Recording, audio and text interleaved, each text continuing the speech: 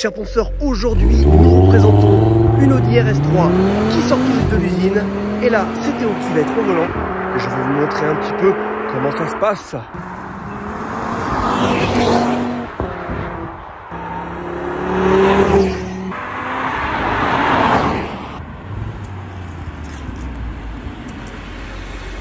J'espère que cette petite introduction agressive vous a plu et maintenant on va rentrer dans le vif du sujet. Alors vous le savez bien, nous les ponceurs alpins c'est plutôt propulsion et glisse. En attendant, la neige n'est pas encore là, on se fait plaisir en quattro.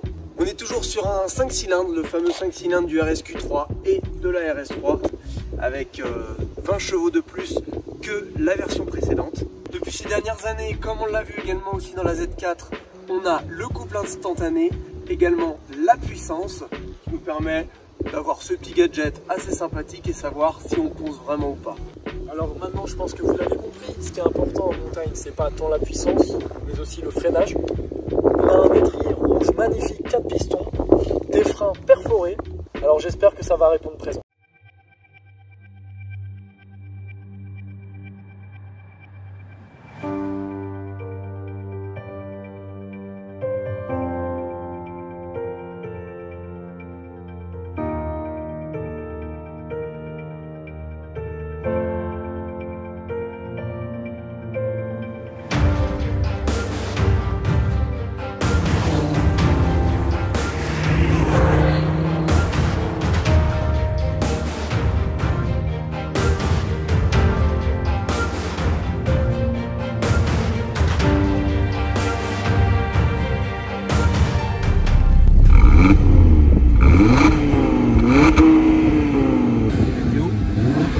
Même pas dépasser 4000 tours.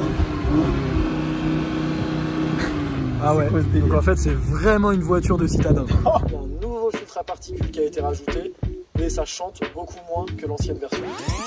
Écologie oblige, et puis comme ça fait un peu de bruit pour les marmottes. Il y a un petit truc qui est cool dans cette Audi RS3, c'est le volant en daim. En fait quand je conduis tranquillement je le caresse en fait. C'est super agréable et surtout super agréable pour moi parce qu'en général quand je conduis j'ai les mains moites. Finalement j'ai les mains moites, pourquoi? Parce que je pense que je me fais peur.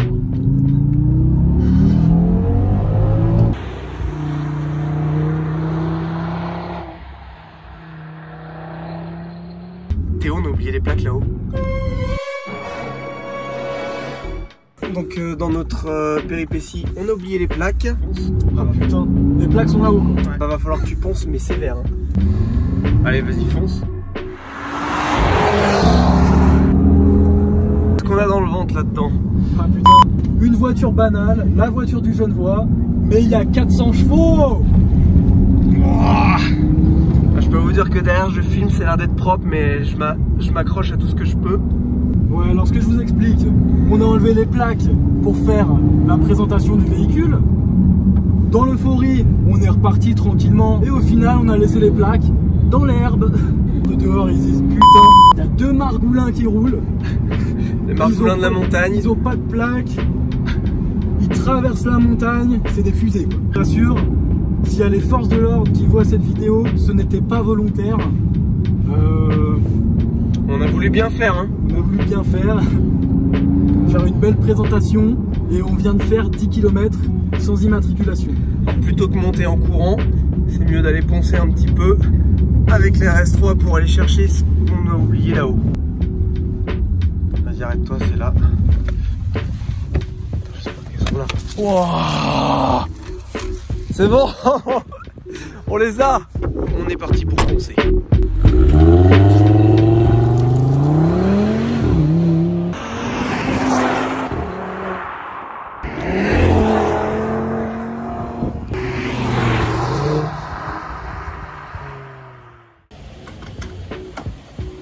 Fin du game, il n'y a pas de fumée sans feu, alors on met un peu de pétrole. Bon Théo, t'en as pensé quoi de cette caisse? Ouais, c'est sympa, il y a des chevaux, j'en dirai pas plus. Non, ouais, ça va, c'était cool parce qu'on était en route de montagne. Après, au niveau du ressenti, bah, c'est 4 roues motrices, on a beau tout désactiver, ouais, ça manque de glisse, c'est pas une propulsion quoi. Et moi je trouve que vraiment, enfin, t'accélères, tu prends le virage à fond, t'as pas besoin de lever le pied quoi. Ouais, et je rajouterais un truc aussi, c'est que le turbo il s'enclenche vachement tard. Et comparé par exemple à la S-Type où là il y a beaucoup du répondant, grosse latence sur le passage de rapport et il faut vraiment être dans les tours pour que le turbo nous prenne. Voilà, du coup c'est la fin de cette vidéo. N'hésitez pas à nous suivre sur Instagram, le pop-up s'affiche, et notamment sur YouTube.